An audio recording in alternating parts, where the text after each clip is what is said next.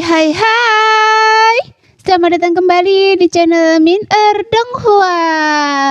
Di video kali ini kita akan melanjutkan cerita Donghua Battle Truck Devon. Nggak pakai lama-lama lagi, langsung aja ke ceritanya. Check it out. Setelah mengamati pertarungan Xiaoyan dan orang lain, terutama menyaksikan pertarungan habis-habisan antara Xiaoyan dan Hundun Pume, Hun Yingcue mengira dia telah memahami semua kekuatan Xiaoyan. Namun ketika dia bertarung langsung dengan Xiaoyan setelah serangan diam-diam yang gagal, dia tidak pernah menyangka bahwa kekuatan Xiaoyan jauh lebih kuat dari yang pernah ia lihat sebelumnya. Dan mungkin apa yang dia alami sekarang bukanlah kekuatan penuh Xiaoyan. Memikirkan hal ini, wajah Hun Yingcue semakin menampakkan ejekan diri. Pada saat ini, dia benar-benar menyesal memasuki gua darah pembunuh kali ini dan memprovokasi Xiaoyan. Seorang cabul yang tidak bisa lagi disebut jenius yang tiada tara. Namun tidak ada obat penyesalan di dunia ini. Hari ini, bagaimana mungkin Xiaoyan yang telah merencanakan sejak lama membiarkan Hu Yingcue lolos begitu saja? Anda tidak pernah bermimpi bahwa hari ini akan datang, kan? Bagi seorang jenius seperti Hu Yingcue yang ahli dalam pembunuhan, penundaan 1 detik dapat menyebabkan perubahan yang tidak terduga. Dengan teriakan pelan, penguasa berat Xiaoyan memadatkan semua doki menjadi satu pukulan.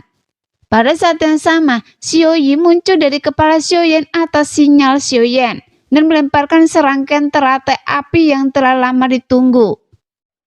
Kemunculan Xiao Yi yang tiba-tiba benar-benar memutus harapan terakhir Hu Yingcue. Tidak, Hu Yingcue tidak dapat melepaskan diri dari belenggu kekuatan jiwa.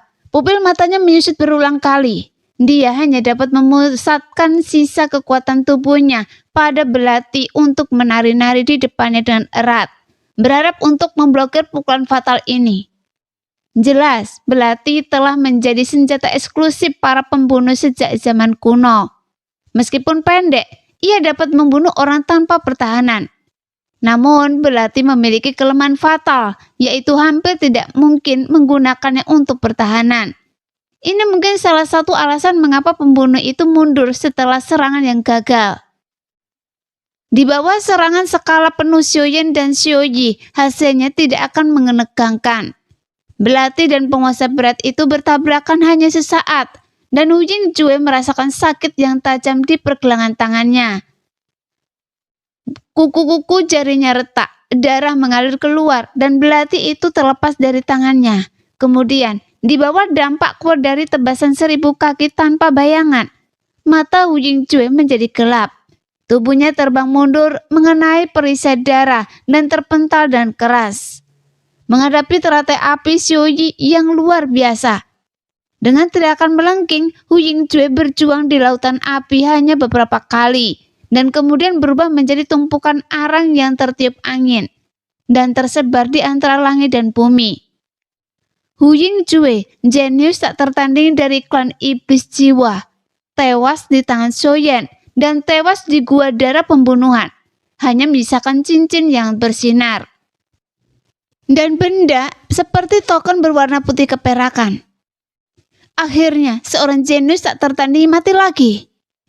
Xiaoyan melihat jejak-jejak yang ditinggalkan oleh perjuangan Hu Yingcue di tanah sebelum kematiannya dan mengambil cincin dan benda seperti token berwarna putih keperakan di tangannya dan menghela nafas sejenak.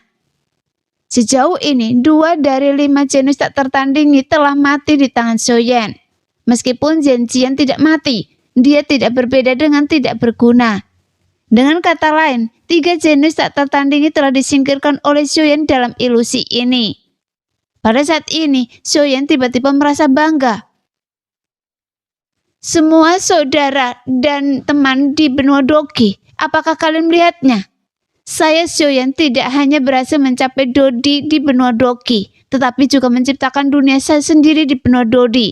Suatu hari, saya Xiaoyan pasti akan melangkah ke puncak Dodi dan membuktikan kepada semua orang bahwa mereka yang datang dari benua Doki selalu yang terbaik.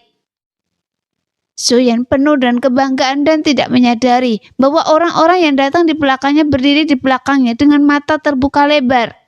melihat pemandangan itu dengan tidak percaya. Ketika mereka tiba, mereka melihat bahwa pertempuran telah berakhir. Hun Bume, Nulong, Long Yi, dan Ji Wucheng semuanya tercengang. Meskipun Jin Wucheng dan Long Yi tahu bahwa orang yang tewas di tangan Xiaoyan adalah jenius tak tertandingi Hu Yinjue, yang juga merupakan kekhawatiran besar bagi mereka. Mereka tidak menyangka bahwa Xiaoyan dapat menyelesaikan masalah dengan begitu bersih dan rapi. Mereka begitu terkejut hingga sedikit tercengang. Tapi Nulong dan Hundun Bume sedikit bingung. Meskipun mereka belum pernah melihat pria yang menyerang Xiaoyan, mereka dapat mengetahui dari beberapa saat ketika dia bertarung dengan Xiaoyan bahwa dia jelas merupakan pembunuh kelas atas. Jelas, bukan tugas yang mudah untuk menyelesaikan pembunuhan seperti itu dalam beberapa tarikan nafas. Dan mereka pikir mereka tidak dapat melakukannya. Hal ini membuat mereka penasaran dengan identitas pria itu. Dan mereka juga memiliki penilaian yang lebih tinggi terhadap kekuatan Xiaoyan. Siapa pria itu? Dia begitu berani sehingga berani menyerang di bawah hidung kita. Nulong tidak sabar dan segera bertanya kepada Xiaoyan. Mendengar pertanyaan Nulong di belakangnya, Xiaoyan segera menyingkirkan barang rampasan itu. Meskipun Xiaoyan tidak nyaman untuk memeriksa barang rampasan yang diperolehnya dari Hu Yinjue. Ketika dia mendapatkan benda seperti token perak tadi, Xiaoyan menggunakan kekuatan jiwanya untuk memindainya sekali dengan tenang. Dan menemukan bahwa kekuatan jiwa itu hanya bisa merasakan telapak tangan. Seolah-olah token perak itu tidak ada sama sekali. Hal ini membuat Xiaoyan diam-diam senang dan memastikan bahwa alasan mengapa kekuatan jiwa gagal mendeteksi Hu Yinjue sebelumnya adalah karena benda perak ini. Kemudian Xiaoyan menoleh dan melihat orang-orang yang mengelilinginya di suatu titik.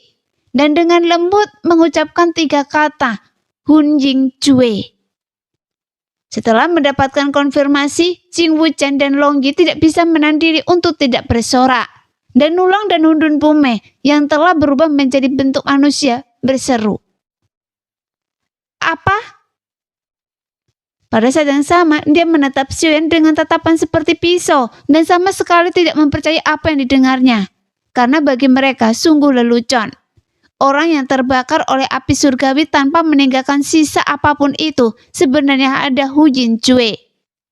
Seorang jenius tak tertandingi yang setenar diri mereka sendiri.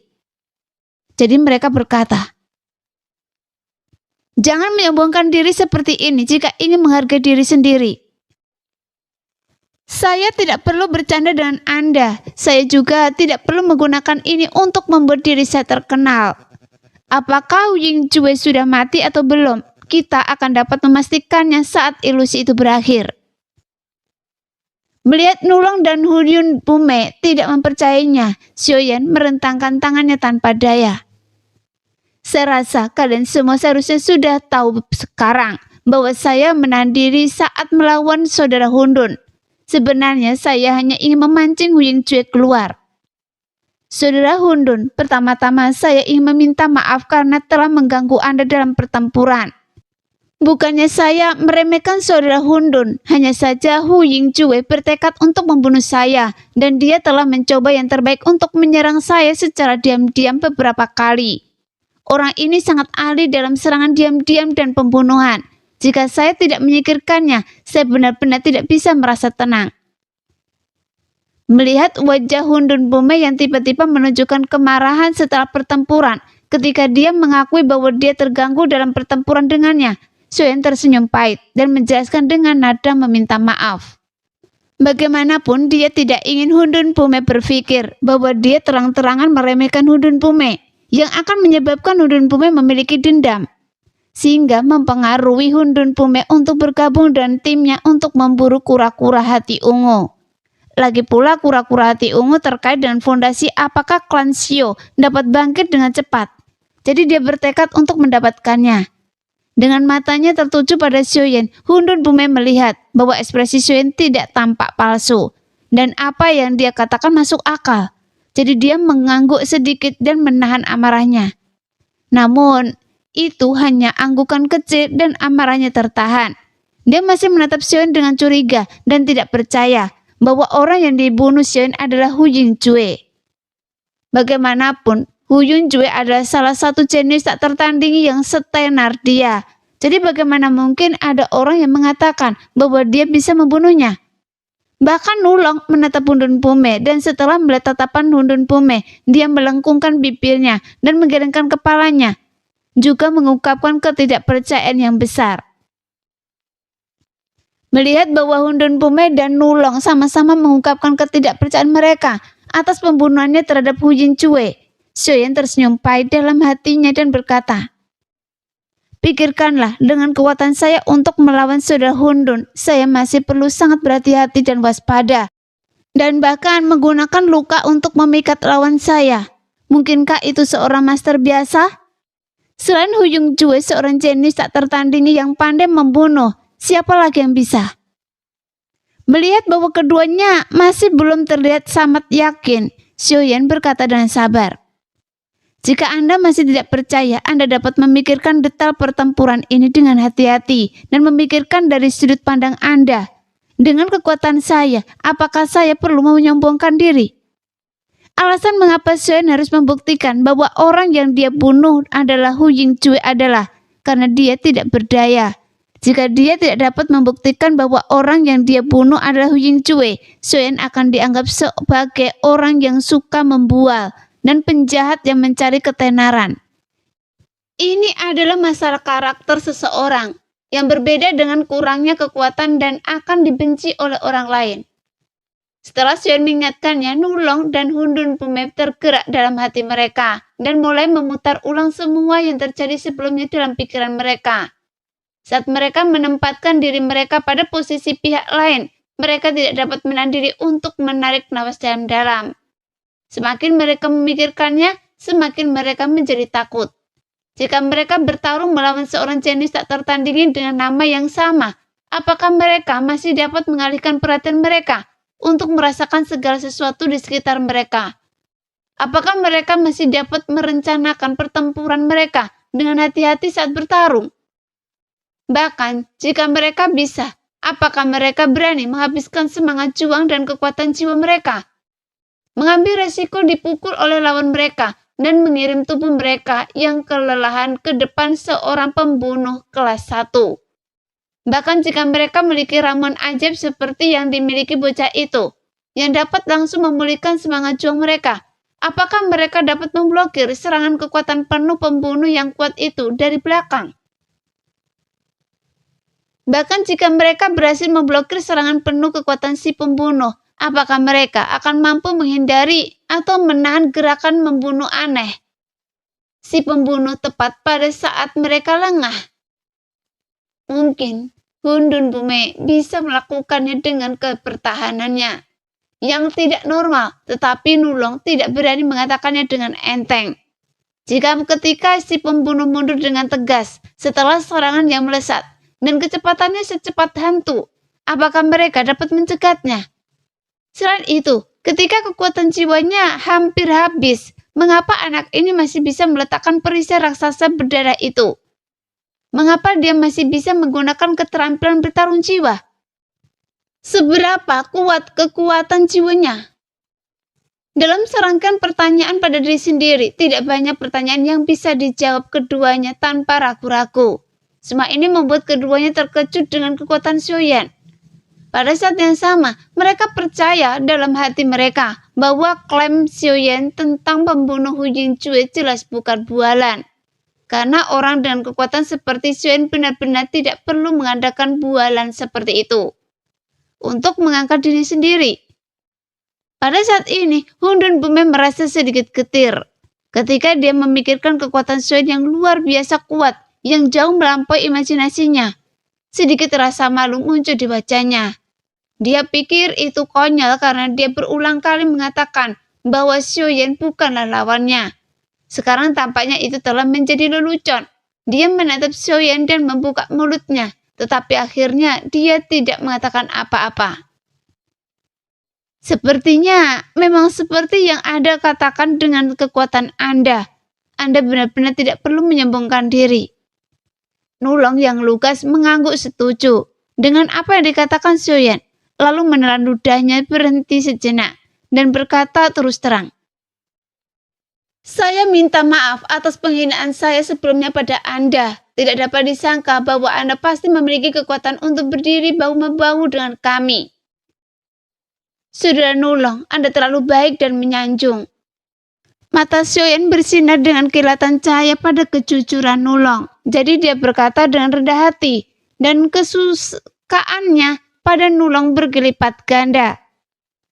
Jangan rendah hati. Nulong melotot ke arah Xiaoyan dengan tidak senang, lalu wajahnya menunjukkan kebingungan. Hanya saja ada satu hal yang tidak saya mengerti. Saya harap Anda dapat membantu saya menyelesaikannya. Jelas kekuatan selalu menjadi prioritas utama, dan nada bicara Nulong saat berbicara dengan Xiaoyan jauh lebih sopan. Saudara Nulong, Anda terlalu sopan. Jika Anda memiliki pertanyaan, jangan ragu untuk bertanya, dan saya akan menjawabnya semampu saya. Alasan mengapa saya yakin bahwa pria itu adalah Hu Yingcui adalah karena selain fakta bahwa serangannya tadi membuat kami semua merasa sangat takut, dan kekuatannya tak tertandingi di antara para pembunuh yang kami kenal. Yang terpenting adalah kami sangat yakin bahwa apa yang Anda katakan itu benar dengan kekuatan Anda.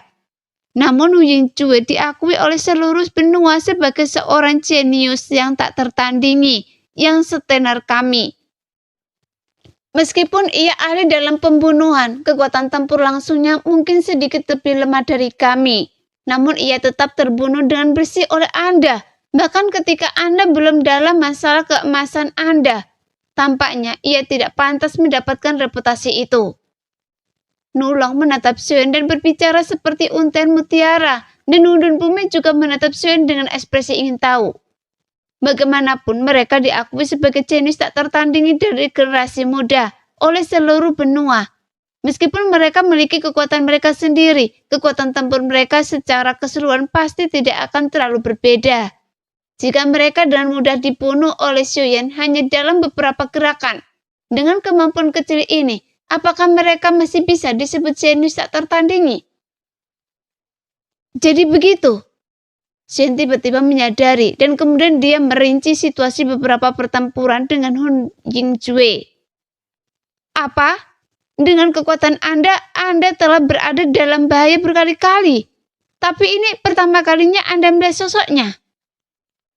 Juga kami telah melihat bahwa kekuatan jiwa Anda begitu kuat, tetapi Anda tidak dapat mendeteksi jejaknya. Hundun Bume dan Nulong bertanya dengan heran, dan keduanya sangat terkejut. Meskipun mereka tidak mengalaminya secara pribadi, mereka tidak dapat menahan diri untuk tidak menggigil ketika mereka mengetahui tentang metode pembunuhan Hu Yingcui dari mulut Xiaoyan, karena ini tidak hanya sulit untuk dipertahankan, tetapi itu hanyalah inti dari pembunuhan. Tidak heran anak ini bersumpah untuk menyingkirkan Hu Yingcui secepatnya saat melawan Hundun Bume. Sepertinya, meskipun kekuatan tempur langsung Hu Yingcui tidak sebaik kita, dia jelas seorang jenius yang pantas dalam pembunuhan. Nulong dan Hundun Bume berseru serempak. Jing Wuchen dan Longgi segera menunjukkan kebanggaan di wajah mereka, seolah-olah prestasi Xiaoyan adalah milik mereka. Tapi sepertinya yang Anda katakan, kekuatan jiwa Anda tidak dapat mendeteksi keberadaan Hu Yingcui. Jadi bagaimana Anda menemukan Hu Yingcui yang mengintai di hutan lebat? Semakin Hundun Bume memahami semuanya, semakin dia mengagumi Xiaoyan, tetapi dia masih menanyakan kebingungan di dalam hatinya. Ketika Hundun Bume mengajukan pertanyaan ini, Nulong, Jing Wuchen, dan Longgi semua menatap Xiaoyan dengan mata terbelalak. Karena pertanyaan ini juga merupakan pertanyaan yang membingungkan mereka bertiga. Saya tidak yakin, itu hanya firasat tiba-tiba. Menghadapi tatapan mata keempat orang yang ingin menelannya, Xiaoyan tersenyum canggung. Saya sudah mencobanya, tetapi Hu Yingcui sama sekali tidak bergerak, jadi saya juga meragukannya. Namun firasat buruk di hati saya tidak pernah bisa dihilangkan. Dan di bawah ancaman seorang jenius yang tak tertandingi, yang pandai membunuh, dan bersumpah untuk membunuh saya lebih suka mempercayainya daripada tidak mempercayainya. Dan hasilnya tidak mengecewakan saya. Hu Yingcui benar-benar bersembunyi di dekat sini, menunggu kesempatan terbaik untuk bergerak. Xiaoyan mengatakannya dengan ringan, tetapi hati keempat orang itu semuanya kacau balau. Jing Wuchen, Long Yi berteriak dalam hati bahwa mereka beruntung. Namun Nulong dan Hundun Pume berpikir sama sekali berbeda. Mereka tahu bahwa jika mereka tidak berpengalaman dalam ratusan pertempuran dan telah berhadapan dengan kematian berkali-kali, mereka tidak akan pernah memiliki rasa bahaya yang tidak diketahui. Siapapun yang benar-benar telah ditempa dalam hidup dan mati layak dihormati. Karena orang-orang seperti itu memiliki keberanian yang luar biasa, dapat memaksimalkan potensi mereka, dan dapat melangkah lebih jauh di jalan menuju puncak Dodi. Terlebih lagi setelah ujiannya gagal, dia tetap menolak untuk menyerah. Dan di bawah tekanan kuat Hundun Pume, dia dengan hati-hati menyusun rencana pembunuhan yang tidak dapat dideteksi oleh Hu Jingcue. Keberanian dan kebijaksanaan ini membuat Hundun Pume dan Nulong menatapnya dengan mata baru. Saya telah melihat terlalu banyak hal yang luar biasa dalam diri Anda, dan saya tidak pernah begitu terkejut dalam hidup saya, seperti hari ini. Hundun Pume memuji Xiaoyan, lalu menunjuk Xiaoyan dengan sedang berbaring di kepala Xiaoyan dan berkata, "Ini kejutan lainnya. Kalau tidak salah, ini pasti roh api surgawi yang sangat langka, kan?" Roh api surgawi? Nulong diingatkan oleh Hundun Pume, lalu dia ingat bahwa dia telah mengabaikan benda kecil ini dalam serangkaian kejutan dan menatap Xiaoyi dengan penuh minat. Tapi mereka tidak tahu apakah Xiaoyi tidak senang dengan Nulong atau tidak tertarik pada Nulong. Tetapi dia berbalik dan mengarahkan pantat kecilnya ke Nulong. Ini membuat Nulong tidak bisa tertawa dan menangis. Dan yang paling membuatnya marah adalah dia tidak bisa dibandingkan dengan Xiaoyi. Bahkan Jing Wuchen dan Long Yi saling memandang dengan tersenyum pahit, kemudian menggelengkan kepala. Karena dalam ilusi, satu-satunya orang yang berani menunjukkan sikap seperti itu kepada seorang jenius tak tertandingi mungkin adalah Xiaoyi, dan tidak akan pernah ada yang lain. Bahkan Hundun Pume juga geli dan menggelengkan kepalanya sebelum melanjutkan. Kemampuan untuk memadatkan roh api surgawi tidak bergantung pada beberapa tinggi api surgawi itu, tetapi semuanya tergantung pada keberuntungan. Hundun Pume adalah seorang jenius yang tak tertandingi dari keluarga binatang iblis, jadi tentu saja dia tahu sedikit tentang roh api. Memang, saya belum pernah mendengar ada yang memilikinya. Xiaoyan mengangguk setuju. Nulong bahkan lebih terkejut. Dia tidak menyangka bahwa pria kecil yang masih meneteskan air liur ini memiliki latar belakang yang begitu hebat. Konon, katanya roh api surgawi itu setara dengan avatar eksternal api surgawi yang dapat mengendalikan api surgawi sendiri dan memadatkan api surgawi tanpa batas waktu. Memadatkan benda ini seperti menambahkan sayap pada seekor harimau. Sepertinya Anda memiliki hubungan yang dalam dengan api surgawi dan juga orang yang beruntung. Itu benar-benar hal yang patut dirayakan. Nulong terkejut dengan perkataan Hundun Pume dan bertanya dan heran. Saudara Hundun, maksud Anda si kecil ini tidak memerlukan proses kondensasi untuk membuat teratai api surgawi? Setelah Hundun Pume mengangguk mengiyakan, Nulong tertegun dan menatap Xiaoyi cukup lama tanpa berkata apa-apa, dan wajahnya menjadi serius. Dia teringat dengan adegan kekuatan Xiaoyi sebelumnya, dan pada saat yang sama berpikir bahwa kekuatan bertarung anak laki-laki itu sudah cukup menakjubkan. Jika si kecil yang menakutkan ini ditambahkan, maka bukankah Xiaoyan akan sangat kuat? Hundun Pume juga berpikir keras. Jika roh api ini membantu Anda saat Anda melawan saya, apa peluang saya untuk menang? Sesaat semua orang memikirkan sesuatu dan lapangan menjadi sunyi. Keheningan kerumunan membuat Xiaoyan sedikit tidak nyaman. Sekarang, setelah kekhawatiran besar itu hilang, Xiaoyan paling khawatir tentang kura-kura berarti ungu yang terkait dengan kebangkitan keluarga Xiu di masa depan. Jadi dia tidak bisa menahan diri untuk tidak memberikan saran. Saudara Hundun, sekarang masalahnya telah terpecahkan. Saya tidak punya hal lain untuk dilakukan. Haruskah kita melanjutkan pertempuran kita yang belum selesai? Bagaimana luka Anda? Hundun Pume tidak langsung setuju, tetapi bertanya tentang luka Xiaoyan. Jenius yang tak tertandingi itu memiliki kebanggaan sebagai seorang jenius yang tak tertandingi, dan Hundun Pume tidak mau memanfaatkan Xiaoyan. Tidak apa-apa, saya baru saja meminum ramuan dan saya masih bisa bertarung. Oke? Dalam hal ini, bagaimana mungkin saya, Hundun Pume, tidak menanggapi? Setelah menatap Xiaoyan dalam-dalam, mata Hundun Pume menyala dengan semangat juang yang mengamuk, dan segera menjauhkan diri. Dia mengangguk sedikit menunjukkan bahwa Xiaoyan dapat memulai. Xiaoyan memegang penguasa berat secara horizontal, dan semangat juang yang melonjak keluar dari tubuhnya.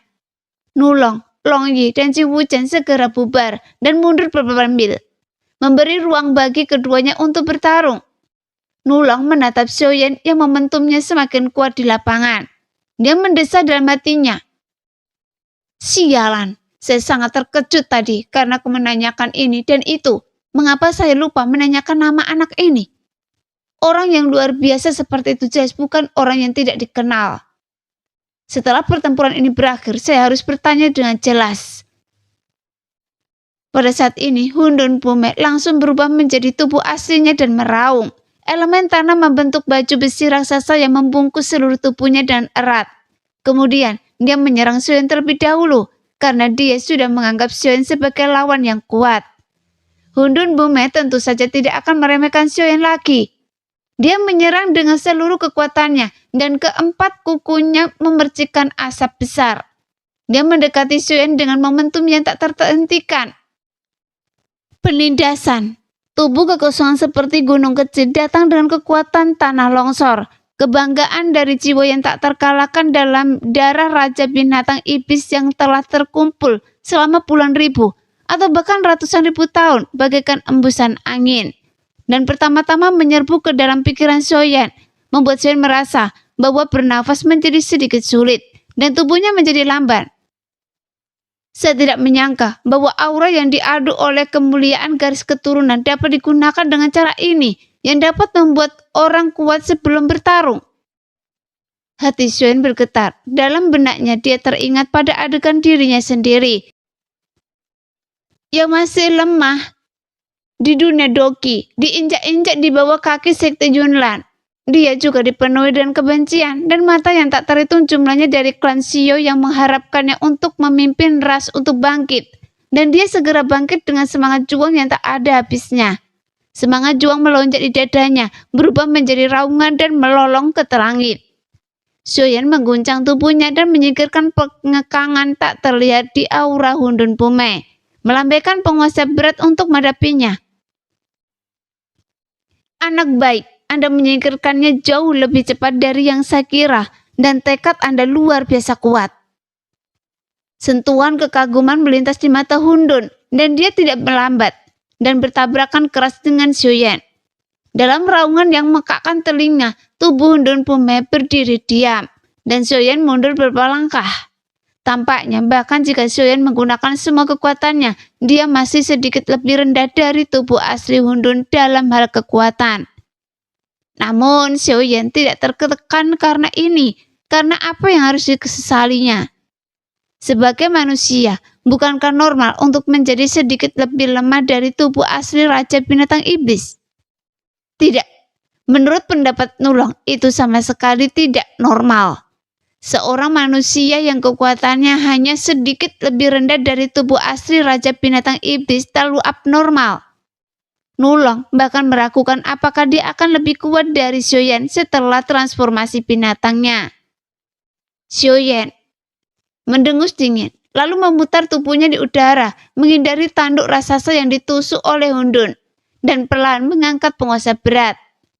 Kemudian api biru abu-abu bergulung dengan ganas, dan mengaktifkan transformasi api mengambang 3 kaki.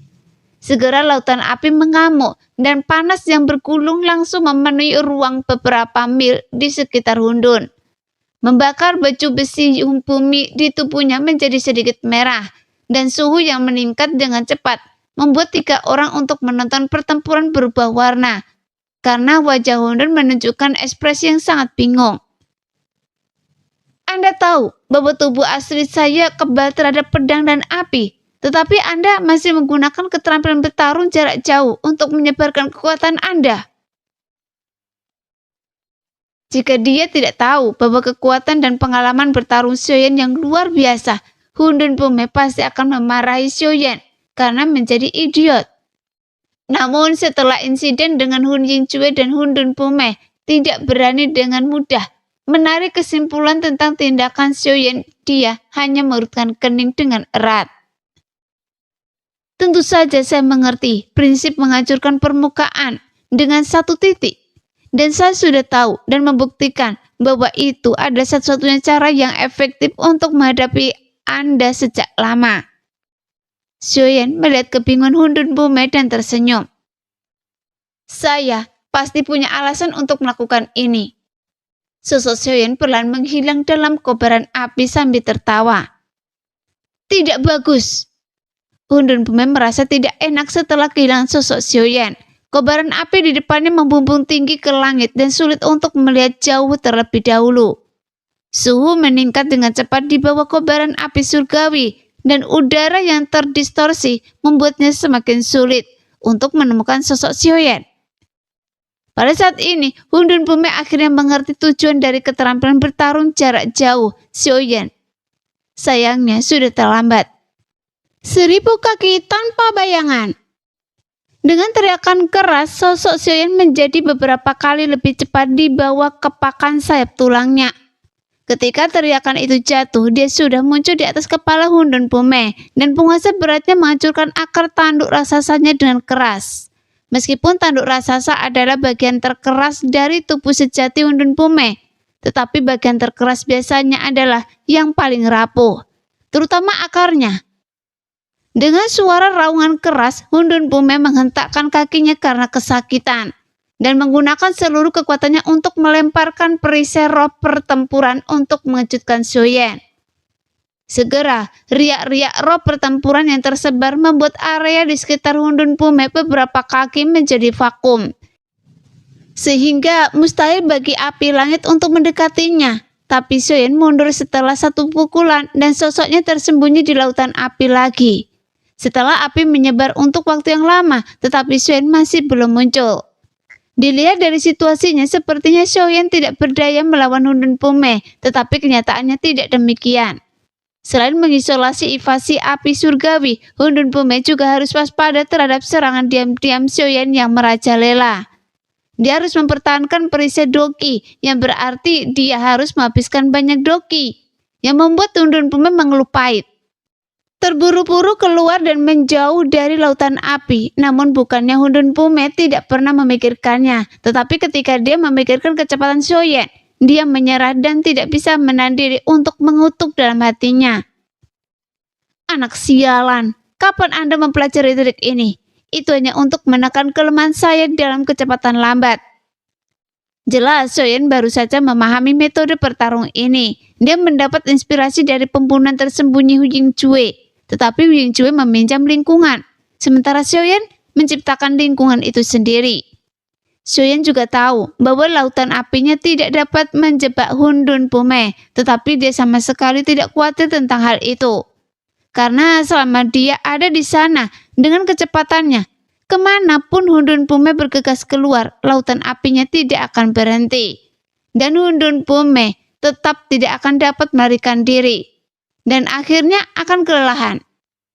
Adapun ketiga orang yang menyaksikan pertarungan itu segera melihat petunjuknya. Setelah melihat bahwa kedua belah pihak telah terdiam untuk waktu yang lama. Pada saat ini, Jing Wuchen tidak dapat menahan diri untuk tidak memuji.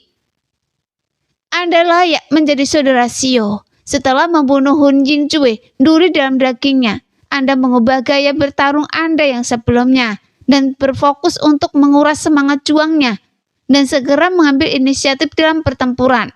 Jika Anda terus seperti ini, Hun Dun Pume akan gelisah dan akan mengungkapkan kekurangannya cepat atau lambat. Namun Long Yi mengepakkan tinjunya dan berpikir dalam hati. Setelah ayah mengalahkan Hun Dun Pume, Nulong kemungkinan besar akan menantang ayah untuk bertarung. Bahkan jika ayah memiliki cairan Qingling untuk memulihkan semangat juangnya, dia akan tetap kelelahan secara mental dan fisik. Cara bertarung seperti ini adalah yang terbaik karena dapat meminimalkan konsumsi. Memikirkan hal ini, Long Yi mengangkat wajah kecilnya dengan senyum di bibirnya. Tapi Nulong tidak bisa tetap tenang. Dia menatap Suen dengan mata terbuka lebar dan ada ketakutan yang kuat di matanya. Sial, kemampuan bertarung anak ini sungguh tidak bisa diremehkan. Dia benar-benar menggunakan keunggulan gerakan tubuh dan kecepatannya untuk memainkan perang gesekan dengan keterampilan bertarung jarak jauh dari api surgawi. Meskipun tubuh asli saudara Hundun yang sangat kuat, sejauh yang saya tahu, semangat bertarung dan kekuatan fisik yang dibutuhkan untuk mempertahankan tubuh asli juga sangat terkuras. Semakin lama waktu berlalu, semakin tidak menguntungkan bagi saudara Hundun. Anak ini tidak diragukan lagi yang paling tepat untuk menggunakan metode bertarung ini untuk menghadapinya. Terlebih lagi, dia juga memiliki roh api surgawi. Jadi sekarang tampaknya jika saudara Hundun tidak memiliki kartu truf yang kuat, pertempuran ini mungkin sangat pesimis. Pada saat yang sama, Nulong memikirkan pertanyaan ini. Anak ini memiliki kekuatan bertarung yang luar biasa, kecepatan yang luar biasa, dan pikiran yang luar biasa. Jika saya melawannya, apa peluang saya untuk menang? Dia merasa sedih karena dia sama sekali tidak yakin, yang membuat wajahnya tampak sangat jelek. Masalah yang bisa dilihat Nulong, tentu saja Hundun Pume juga bisa memikirkannya. Dan dia juga tahu bahwa dia tidak bisa terus seperti ini. Sekarang, saya hanya bisa mengalahkannya dengan jurus pamungkas saya, saat saya bisa memadamkan lautan api dengan dogi saya. Kalau tidak, jika saya memberinya kesempatan, lautan api itu akan bangkit lagi, yang akan lebih merugikan saya. Pikiran Hundun Pume tiba-tiba menjadi bulat, dan cahaya oker pada tunduk raksasa itu mulai berkumpul. Dan ini adalah jurus pamungkas Hundun Pume. Menghancurkan udara dan menghancurkan emas. Jurus pamungkas ini adalah rahasia keluarga Hundun yang dapat menggabungkan elemen tanah, kekuatan darah, dan dogi menjadi satu. Jurus ini tidak dapat dihentikan. Jika terkena jurus ini, bahkan jika pertahanan musuh sekuat tubuh asli Hundun Pume, mereka tidak dapat menahannya. Dan satu-satunya kelemahan jurus pamungkas ini adalah butuh waktu terlalu lama untuk memadat. Namun begitu memadat, kecepatan penggunaannya akan sangat cepat. Sekarang, dalam perisai dogi, jurus ini terisolasi dari ancaman api surgawi. Nah, demikianlah video hari ini. Terima kasih yang sudah menonton video Min sampai selesai. Sampai jumpa lagi di video selanjutnya. Bye-bye.